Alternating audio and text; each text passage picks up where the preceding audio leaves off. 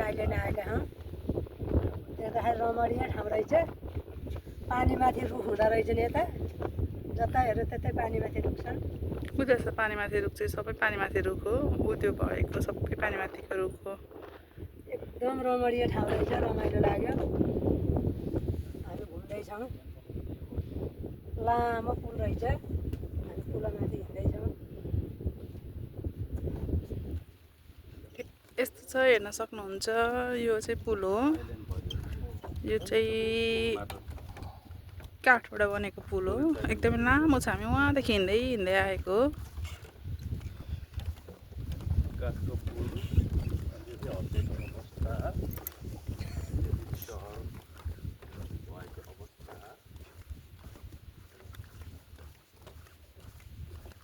काठको पुल पनि हल्लिया, मुटु पनि हल्लिया डढाएर।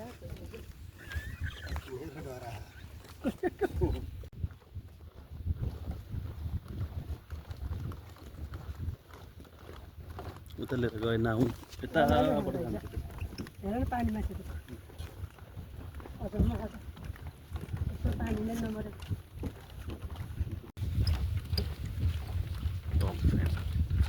डल्फिन आएन, डल्फिन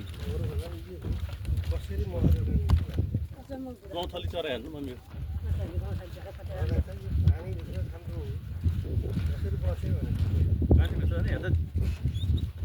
नमस्कार, आज हामी आइल्यान्ड घुम्न आएका। एकदम रमाइलो रहेछ। डुङ्गामा मान्छे चढिरहेका छन्, हिँडिरहेका छन्, पानी जान्छन् नजिक। यहाँको दृश्य एकदम राम्रो रमणीय छ। हामीलाई रमाइलो लागिरहेको छ। कान्छी, बुढो, कान्छा, हामी चारजना घुम्न आएका। रमाइलो लागेको छ यहाँको दृश्य देख्दाखेरि। हामी खुसी छौँ।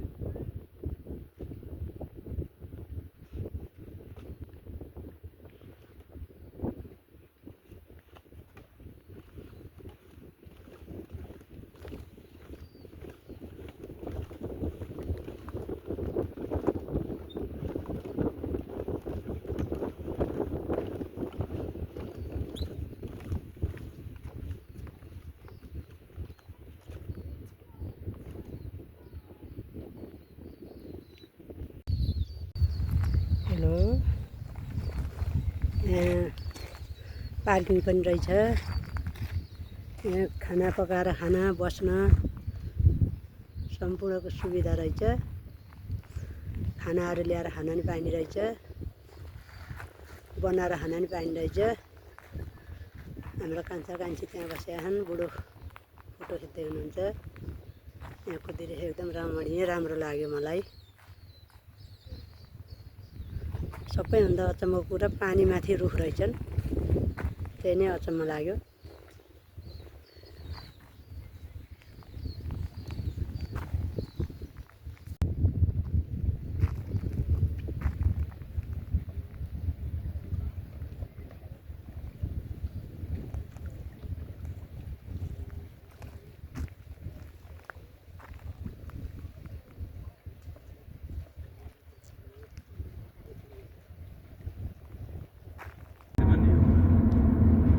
पानी जहाजबाट सामानहरू ल्याएर राख्ने ठाउँ रहेछ।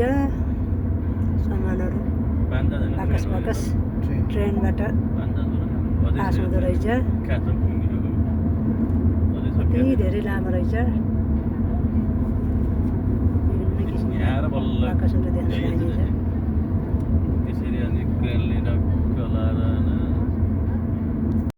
सबै कम्पनीका भयो कन्टेनरहरू ठिक टाइममा आइएछ हेर्ने नै हो त। लिक्विफाइड कम्पनी के भयो ग्यास ग्यासहरू ल्याएर त्यसरी कति वहीँसम्म छ नि ड्याडी हो हिँडेको हिँडेको छ कति मिनट हिँड्यो चाहिँ थाहा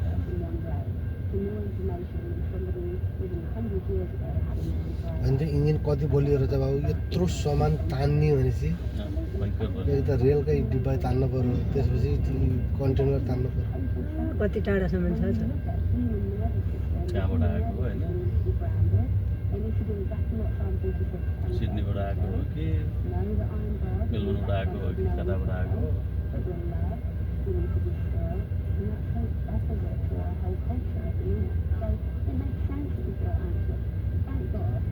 कति छ ट्रेन पनि हेरिरहेछ लाइभ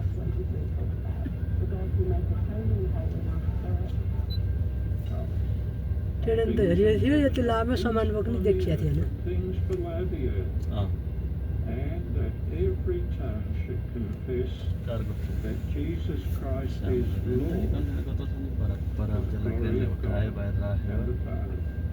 अनि फेरि क्रेनले उठाएर ट्रकमा हालेर कहाँ पुऱ्याउने Jerry यो सामान यहीँ ल्याएको बाहिर ल्याएको फेरि यो खाली हुने कति समय लाग्छ होला है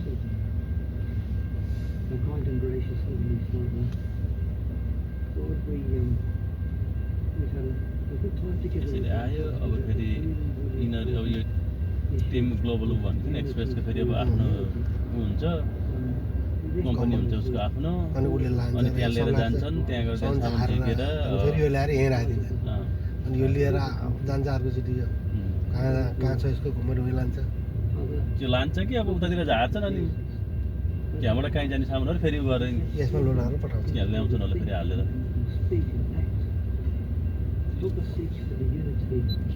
टिम ग्लोबल एक्सप्रेस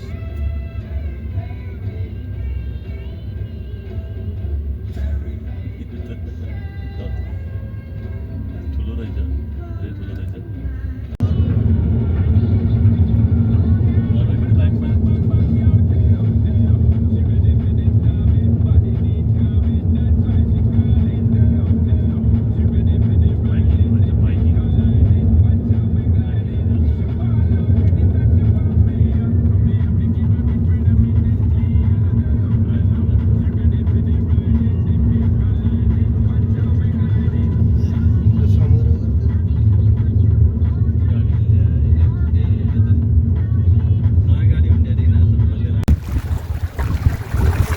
हामी घुम्दै घुम्दै आउटर हार्बर आयौँ आइपुगेका छौँ यहाँको दृश्य यस्तो छ समुद्रलाई घेरेर राखेको छ ढुङ्गै ढुङ्गाले पानी जहाज भर्खरै आएको छ